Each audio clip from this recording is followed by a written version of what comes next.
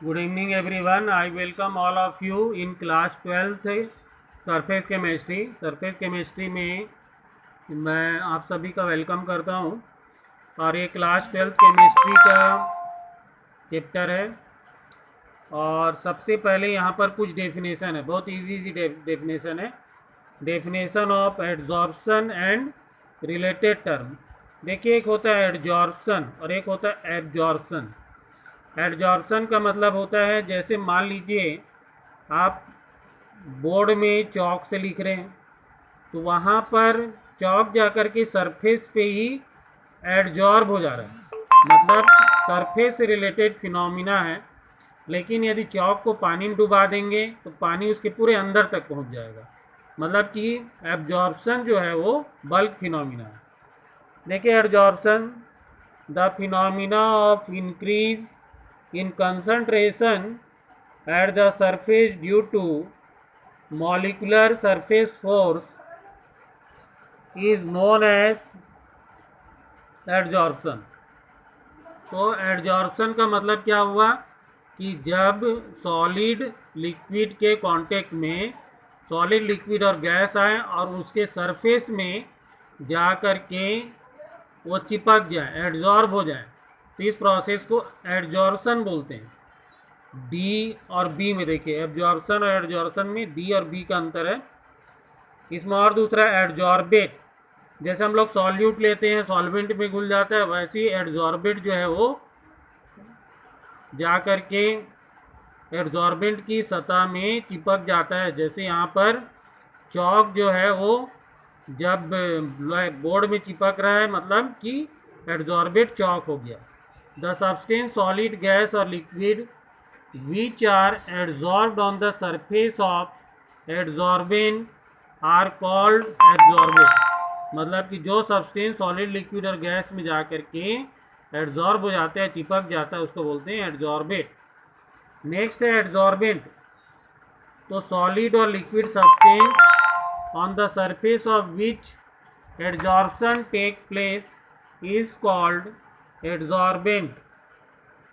Example of adsorbent are activated charcoal, platinum, palladium, nickel, silica gel, gelatin, Al2O3 star.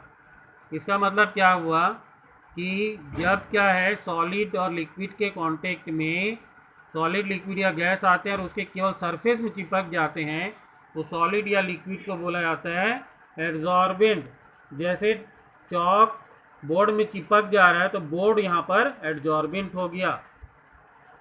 फिर next है absorption.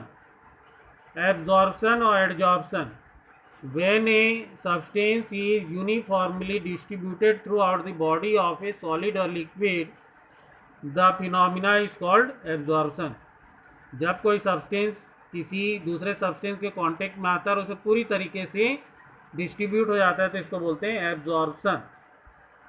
Sorption, it may be defined as the process in which both adsorption and absorption take place। जिसमें adsorption absorption दोनों होता है, उसको बोलते हैं sorption. देखिए, एड्जॉर्प्शन में केवल सरफेस में जा कर के क्या है, जो एड्जॉर्बेट है एब्जॉर्बेंट के सरफेस में जा कर के चिपक रहा है, एड्जॉर्ब हो रहा है। जबकि एब्जॉर्प्शन में अंदर तक पूरे बल्क में जा रहा है, और सॉर्प्शन में एब्जॉर्प्शन और एडजॉर्प्शन दोनों हो रहा है, मतलब बल्क में और सरफेस दोनों में हो रहा है। देखिए, दोनों में डिफरेंस क्या है एडजॉर्प्शन और एब्जॉर्प्शन में। एडजॉर्प्शन में it involves higher concentration of the gas or liquid at the surface of a substance. मतलब किसी सरफेस के सब्सटेंस के सरफेस के कंसंट्रेशन को बढ़ा देता है। और it involves uniform distribution of the molecular species through out the bulk. ये पूरा क्या है, बल्क मतलब अंदर की सतह में के कंसंट्रेशन को बढ़ाता है, वहाँ बढ़ जाता है। It is rapid in the beginning and slow down near the equilibrium. शुरू में तेज होता है, फिर उसके बाद धीरे धीरे स्लो होते जाता है जब तक कि इक्विलिब्रियम स्थापित ना हो जाए। It occurs at a uniform rate, ये एक ही समान रेट से होता है। It is a surface phenomena, ये सरफेस में होता है। It occurs throughout the body of the material, किसी भी मटेरियल की पूरे बॉडी में होता है। It is a fast process है, it is a slow process. अब इसके बाद मैकेनिज़्म ऑफ एडजॉर्प्शन। देखिए एडजॉर्प्शन में क्या होता है कि जो फोर्स लगता है वो फोर्स अनबैलेंस्ड रहता है, मतलब कि अगल बगल तो फोर्स एक दूसरे को बैलेंस कर लेते हैं, लेकिन एक फोर्स नीचे की ओर रहता है, उसको बैलेंस करने के लिए ऊपर फोर्स नहीं रहता है, तो वो किसी भी चीज़ को अट्रैक्ट करता है। Adsorption is due to the fact that the surface particles of the adsorbent are in different state than the particles inside the bulk. Inside the adsorbent, all the focus acting between the particles are mutually balanced, but on the surface particles are not surrounded by atoms or molecules on all sides, and hence they possess unbalanced or residual attractive forces। इसका मतलब ये हुआ कि जो surface को छोड़ के बाकी जगह में बैलेंस फोर्स रहता है और सरफेस में अनबैलेंस फोर्स रहता है, जिसके कारण ये दूसरे एटम्स को अपनी ओर अट्रैक्ट करता है और इसमें एडजॉर्प्शन होता है। इसमें थर्मोडायनेमिक्स से रिलेटेड भी कुछ बातें हैं। एडजॉर्प्शन एक्सोथर्मिक प्रोसेस है, इसे delta H equal to minus भी हुआ। दूसरा है इसमें freedom of movement of gas molecule decreases, इसलिए जो एंट्रोपी है delta S gas equal to minus भी होता है। और तीसरा है इसमें एडजॉर्प्शन इज स्पॉन्टेनियस प्रोसेस, जो अपने आप होता है, उसमें delta G equal to minus भी होता है, या delta H total is greater than zero. तो तीन बातें आप ध्यान रखिए इसमें थर्मोडायनेमिक्स के लिए। Delta H equal to minus भी मतलब एंथैल्पी का मान नेगेटिव होता है, delta S gas equal to minus भी मतलब एंट्रोपी भी नेगेटिव होती है, और delta G equal to minus भी मतलब स्पॉन्टेनियस प्रोसेस होता है, delta S total is greater than zero. तो ये यहाँ पर इसके बाद में यहाँ कुछ एग्जाम्पल दिए गए हैं, जैसे वाटर है, एनहाइड्रस कैल्शियम क्लोराइड के साथ में एब्जॉर्प्शन होता है, जबकि सिलिकल जेल के साथ में एडजॉर्प्शन शो करता है। मतलब कैल्शियम क्लोराइड के संपर्क में जब वाटर वेपर आएगा तो एब्जॉर्प्शन होता है, जबकि वाटर वेपर सिलिका जेल के कांटेक्ट में आएगा तो एडजॉर्प्शन होगा। यहाँ पर और भी कुछ एग्जाम्पल आपके दिए गए हैं, NH3 का दिया गया है और इंक का चारकोल के लिए दिया गया है। ये कुछ एग्जाम्पल दिए गए हैं यहाँ पर।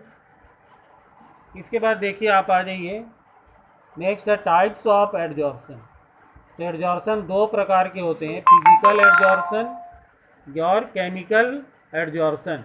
इसको हम बोलते हैं फिजिसॉर्प्शन और केमिसॉर्प्शन। तो जो फिजिकल एडजॉर्प्शन में क्या होता है कि जब एडजॉर्बेंट के कांटेक्ट में एडजॉर्बेट आता है तो उनके बीच में van der Waals force of attraction बनता है, जैसे सिलिका जेल और वाटर वेपर के बीच में। जबकि केमिकल में दोनों के बीच में केमिकल बॉन्ड बनता है और ये स्ट्रॉन्ग रहता है, जैसे पैलेडियम के कांटेक्ट में हाइड्रोजन आता है। यहाँ पर दोनों में डिफरेंस भी दिया हुआ है कि it is caused by intermolecular van der Waals forces, इसमें वंडर वाल्स फोर्स लगता है दोनों के बीच में। It is caused by chemical bond formation, इसमें दोनों के बीच केमिकल बॉन्ड बनता है। इट इज़ नॉट स्पेसिफिक, ये क्या स्पेसिफिक नहीं होता है, इसका विशिष्ट स्वभाव नहीं होता है। इट इज़ हाईली स्पेसिफिक, इसका विशिष्ट स्वभाव होता है। इट इज़ रिवर्सिबल, रिवर्सिबल होता है। It is not, it is irreversible, reversible नहीं होता है। इसमें हीट ऑफ एब्जॉर्प्शन लो होता है, 20 से 40 kJ मोल इनवर्स होता है। इसमें हीट ऑफ एब्जॉर्प्शन हाई होता है, 80 to 240 kJ मोल इनवर्स होता है। No appreciable activation energy is involve, इसमें एक्टिवेशन एनर्जी की ज़रूरत नहीं पड़ती है, इसमें एक्टिवेशन एक एनर्जी की ज़रूरत पड़ती है। एक्टिवेशन मतलब कि रिएक्शन को चालू करने के लिए energy. It forms multi molecular layer on adsorbent surface under high pressure, इसमें मल्टी मॉलिकुलर सरफेस बनता है। इसमें यूनिमॉलिकुलर लेयर मतलब एक ही लेयर बनता है। और it depends on the nature of gas, most easily liquefiable gases are adsorb easily. तो जो लिक्विफिएबल गैस होते हैं, जो आसानी से लिक्विड में बदल जाते हैं, गैस से लिक्विड में, वो ज़्यादा उनमें एडजॉर्प्शन होता है। It also depends on the nature of gases which can react with the adsorbent, so chemisorption मतलब जो एडजॉर्बेंट से रिएक्शन कर लेते हैं उनमें ज़्यादा क्या एडजॉर्प्शन होता है। It decreases with increase of temperature, जैसे टेम्परेचर बढ़ता है तो ये डिक्रीज हो जाते हैं। और ये it first increase then decrease with temperature, ये पहले इंक्रीज होते हैं फिर उसके बाद डिक्रीज हो जाते हैं। तो इस वीडियो लेक्चर में इतना ही। Thank you so much, thanks for listening.